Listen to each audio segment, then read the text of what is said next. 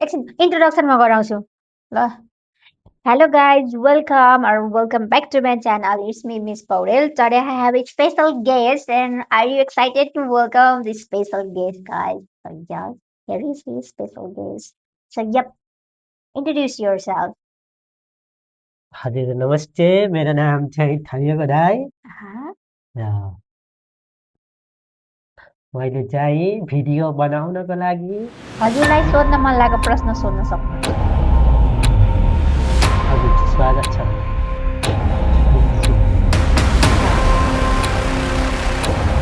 अब धेरै ढिला नगरिकन कुरा अगाडि बढाउनु हो।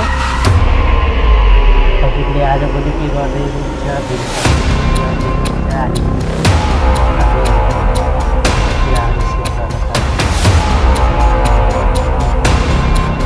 मेरो दिन भनेको बिहान कलेज गएपछि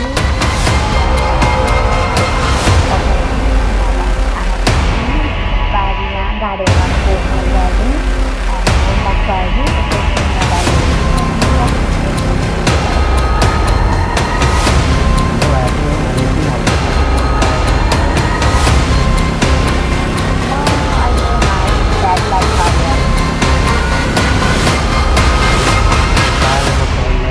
कस्तो भइरहेको छ पनि विदेश जाम मलाई जाम जस्तो लाग्छ छैन। नेपालमै बस्दाखेरि हजुरलाई स्वास्थ्य हजुरलाई यहाँको रोज के अरे पढाइ कस्तो लाग्छ? यहाँ बस्दाखेरि चाहिँ एक चाहिँ ठिकै लाग्छ, आफ्नो फ्यामिलीसँग बस्न पाइन्छ। अर्को कुरा भनेको चाहिँ हामीले सफिसियन्ट अमाउन्ट अफ को स्यालेरी खोज्दाखेरि पाइँदैन। त्यो कुराले चाहिँ अलिकति मन सानो जस्तो फिल हुन्छ। अरू त ठिकै छ यहाँको बसी-बसाउ के भन्ने। भनिहाल्नुभयो परिवारसँग भनिहाल्नुभयो हजुर परिवारसँग बस्नुहुन्छ भनेर। हजुरको परिवारमा कतिजना हुनुहुन्छ? र हजुरको इच्छा लागेको यदि यहाँ भइदिएको भए राम्रो पढाइको वा हजुरले भन्नु भइहाल्यो पहिला पनि सुविधा छैन।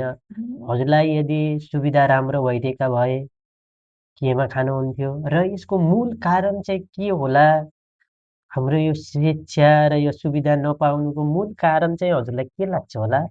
यस्तो प्रश्न त लामै गर्नुभयो। अब उत्तर मलाई दिन आउँदैन। अब हाम्रो भोइस सुन्नतर्फ लागौँ। हेलो